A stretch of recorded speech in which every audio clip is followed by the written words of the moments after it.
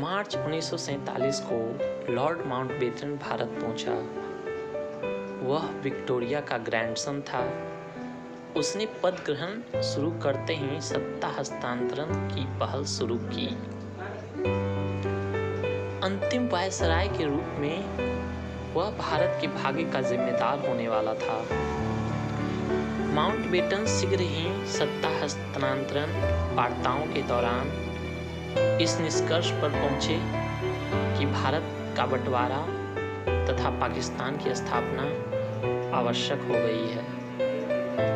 भारत के अखंड रखने का प्रयास असफल हो चुका था। उन्होंने इटली के वक्तव्य के दायरे में भारत विभाजन की एक योजना तैयार की, जिसे माउंटबेटन योजना के नाम से जाना जाता है। माउंटबेटन योजना 3 जून 1947 के अनुरूप ब्रिटिश संसद द्वारा 18 जुलाई 1947 को भारतीय स्वतंत्रता अधिनियम पारित किया गया, जिसमें भारत और पाकिस्तान के 2 डोमिनियन की स्थापना 15 अगस्त 1947 को निश्चित की गई।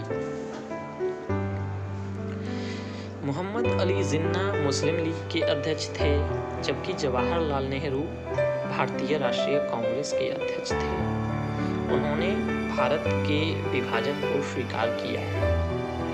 द्विराष्ट्र सिद्धांत को मान लिया गया। भारत तथा मुस्लिमों के लिए पाकिस्तान। भारत को संबोधित करते हुए जवाहरलाल नेहरू ने कहा कि अब बंटवारा आवश्यक हो गया है और इस प्रकार की एक रूपरेखा तैयार हुई। तब स्वतंत्रता का दिन आया।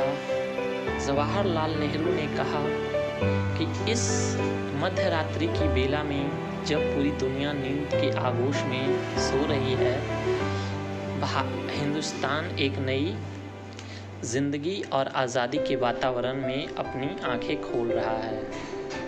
यह एक ऐसा पल था जो इतिहास में कम ही दिखता है, और नेहरू ने भारत का अपना झंडा फहराया। लेकिन यह आग की आज़ादी, लूट की स्वतंत्रता और हत्या के रूप में आया।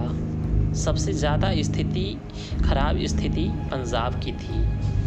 अगस्त 1947 से 1948 तक 4.5 मिलियन हिंदू, सिख पाकिस्तान से भारत आए। 6 मिलियन मुस्लिम पाकिस्तान गए। यह एक युद्ध था। लोग पागल हो रहे थे। ट्रेनें भर कर आ रही थी।